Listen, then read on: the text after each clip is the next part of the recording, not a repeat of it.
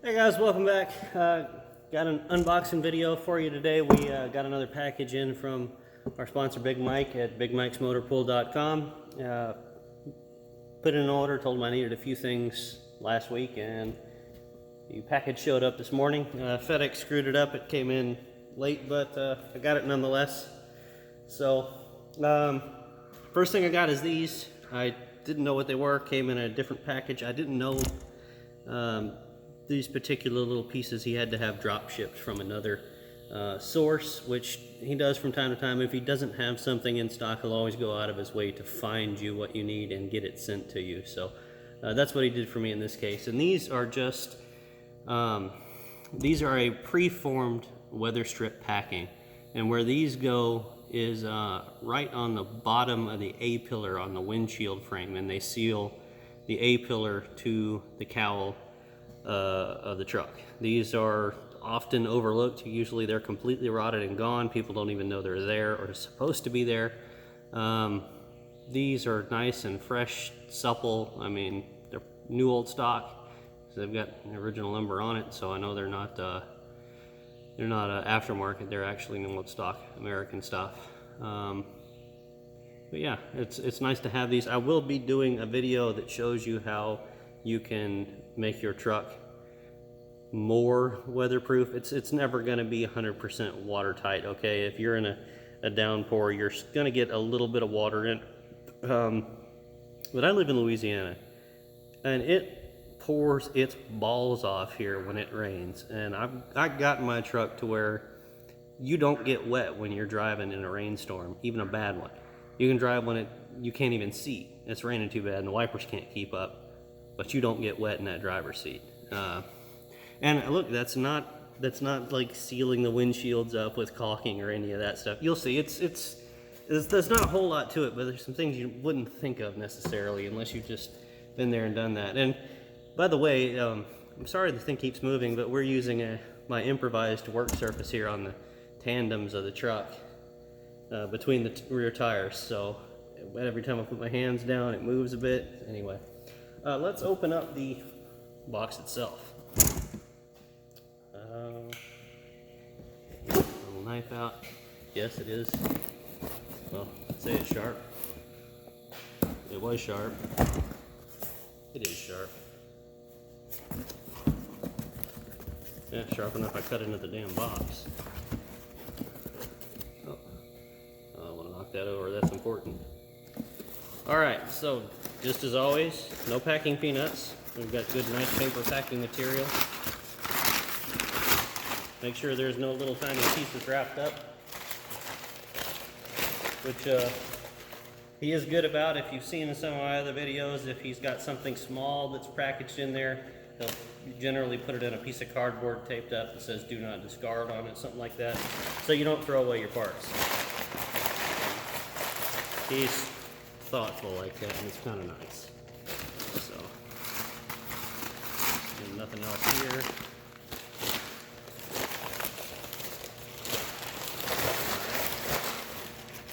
Good on that. All right, the first biggest piece that sticks out to me is my intake elbow. Now, I'm going to be using a 5-ton breather box on the fender of my truck, and I mentioned that in another video. I am going to have to modify it. I'm going to have to shorten the box. I'm going to have to put an aftermarket type of filter in it. I have to do a bunch of stuff I didn't think I was going to have to do to use that box, but it'll be worth it. So I had him send me a brand new intake elbow. This is a 5-inch elbow, and that's going to allow me to just turn from the box and go straight in through the side panel instead of having to use that big gargantuan stupid looking metal pipe that came on the M54s.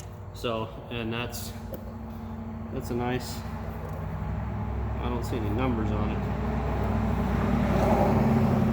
I don't know if this is new old stock or imported, but still, it's nice and supple, and it's not, you know, it doesn't smell like ass like some of the Chinese stuff does. So, all right, we've got a shifter boot, transmission shifter boot for a Spicer 3053. I need that. What is this? I have no idea what this is. Let's see. An unboxing video in an unboxing video. Ah, okay. This is a directional signal control unit, and this is, well, it's got an American part number on it, so it's probably not imported. It may be, but still. These are all metal handles. They're not plastic ones, so you don't have to worry about, you know, when you turn your signal on, the handle breaks off like some of the old plastic ones do. That was so stupid. But listen how positive that is. That's, yeah. I had him send me this because I had another guy come by that he had lost his turn signals, and it was the switch, and I had to rob the switch out of my wrecker to put on his truck. So, and no, it wasn't that Alpenflage one. It's still here. So, oh look, that even comes with a new clamp. Cool. Anyway, yeah. Okay, cool. He sent me a bunch more Prestolite 14 gauge, because I told him I'm wiring up a bunch of lights and stuff, and I thought I had enough 14 gauge wire, but it turns out I was mistaken. I've used a bunch of it doing all this stuff with the wiring harness I've been doing. So, yeah, that is probably 50, maybe 75 feet. I don't know. I told him, look, send me whatever you want, you know, but I could use a bunch. So, and okay, here's the other things. This is very important to sealing up your cab, and this is something that most of you guys will need if you've got an older Deuce and a half that has never been refurbished since it's left the service. These weather strip pieces. These are, there's two short and two longs, and these go on the A-pillar in the little tracks. These are what seal against your window when you roll them up. So, you know, the important thing about having a window that seals is having good tracks in the door and having good weather stripping and having it all properly adjusted. Without that, you're never going to get it to seal or even get close to sealing. So, mine, when I was pulling the windshield frame and everything apart, these were old and they were hard and they were cracking when I was pulling them out. So, I guess I need new ones. But my hardtop is actually fairly new, so those in there were good. I just had them send me the front ones. And that's it today, guys. There's nothing else, unfortunately. But I didn't ask for a whole lot. I'm to the point where I really don't need a whole lot for this project anymore. Which, you know, thank God. There are still a few things I'm going to need, but that's coming later on. Anyway, yeah. If you need any of these parts, most of this stuff he keeps in stock all the time.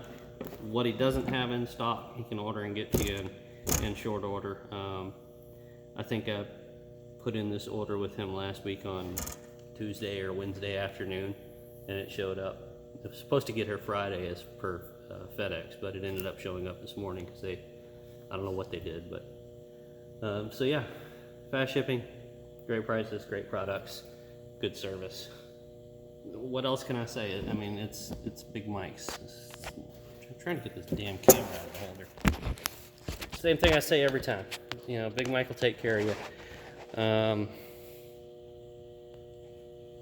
Yeah, I don't think there was anything else I was going to mention. This is so weird doing it with the camera. I'm not looking at the right space, so sorry about that. I've been doing that the whole video, I know. Anyway, check him out. Big Mike's is in the description below. All the information you need, his contact information, website, and phone number. You can call him. Generally, he's in his office till anywhere from 1 to 2 o'clock in the afternoon Eastern time. He's on the East Coast. So, check him out, guys. Get your stuff. Get your trucks fixed. Later.